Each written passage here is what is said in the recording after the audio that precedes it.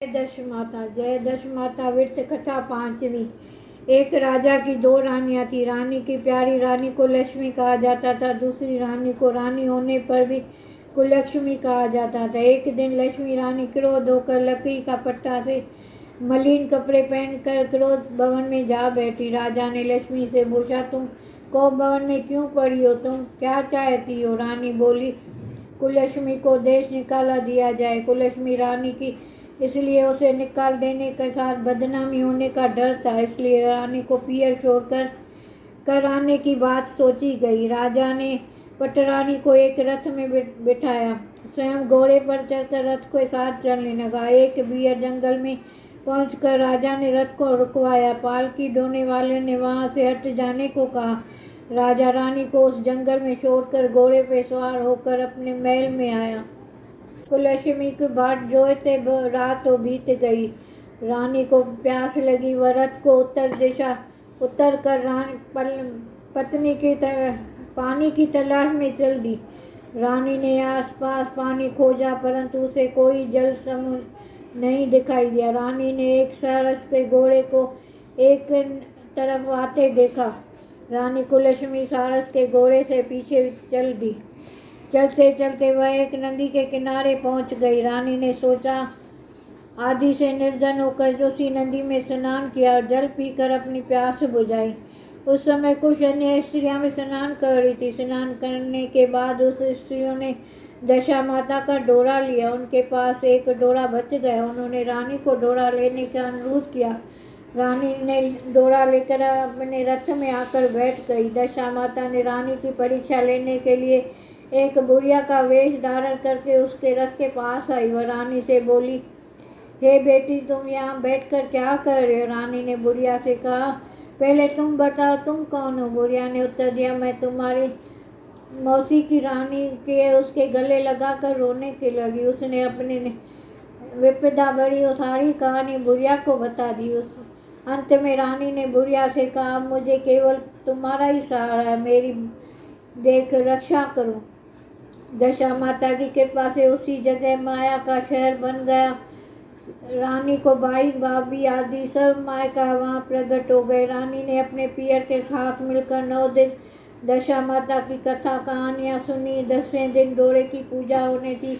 उस दिन सवेरे उठकर दशा माता ने रानी से कहा, नदी में स्नान करके आओ, वहाँ तुमको स्वर्ण कलश मिलेगा, तुम उसे ले आना। जो डोली तुम्हें लेने आए उसमें बैठ जाना। किसी से यह मत पूछना कि डोली किसकी है।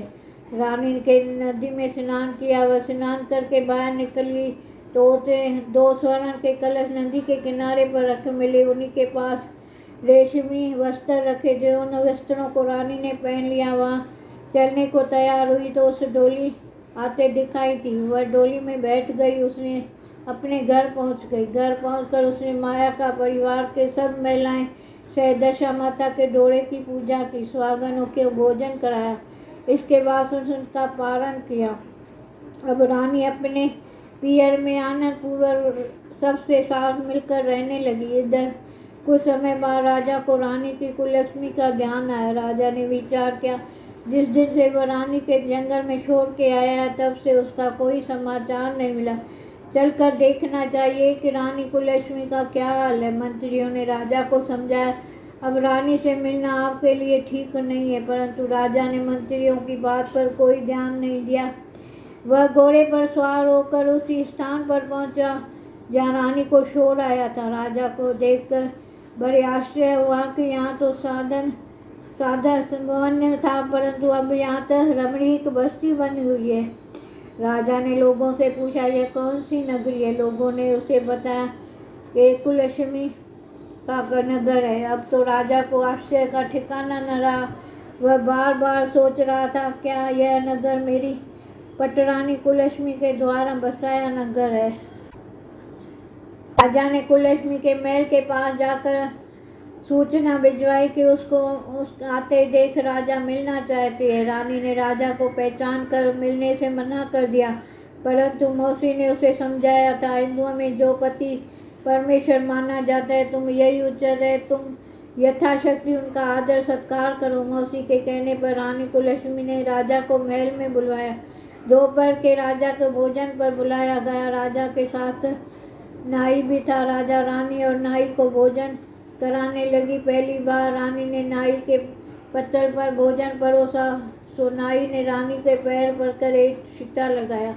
रानी इस भेद को नहीं समझ रही थी। नाई ने उसके पैर पर छिट्टा क्यों मारा। रानी दूसरी ओर परेशान होकर बदल कर फिर आई। राजा मन में सोचने लगा, यह तो बहुत ही रानियां हैं, सबको एक जैसी शक्ल की है, मैं अपने रानी को कैसे पहचानूंगा।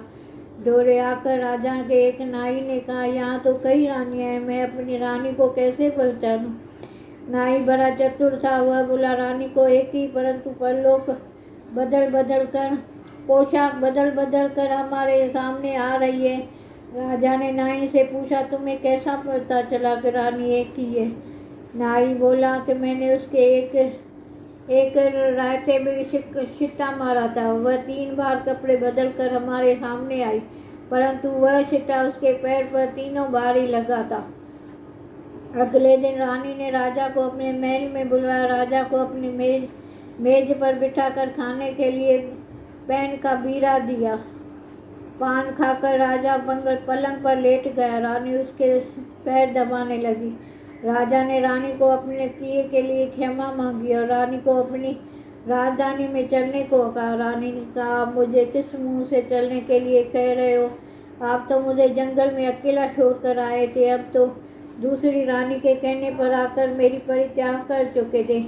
यह तो मेरी मौसी का किया हुआ है, उसी के कारण आज सब वैभव मुझसे प्राप्त हुआ है, वरना आप तो मेरा सर्वनाश कर चुके थे। राजा ने रानी को बहुत समझाया। तब रानी बोली, मैं केवल एक शर्त पर आपके साथ चलूंगी। आप मेरे मौसी को वरदान मांगोगे कि यह नगरी आपके राजधानी के पास पहुंच जाए, जिससे अब मेरा मन चाहे उसके पास रहूं या जब चाहे तो मैं मौसी के दिए महल में चली जाऊं। मेरी मौसी बहुत दयालु है, संभव है कि यह हमारी बात मान ले। राजा ने दशमाता मौसी को प्रार्थना की। मौसी ने राजा की बात मानकर दोनों शहरों को पास पास स्थापित कर दिया, मानो एक दूसरे के ही बाग हो। राजा ने दशमाता की कृपा से फल जाकर शहर में ढिंढोरा पिटवाया कि उसकी प्रजा दशा माता की पूजा किया करे। भगवती दशमाता ने जिस प्रकार कुललक्ष्मी को दया की, वैसे ही दया सब पर करे।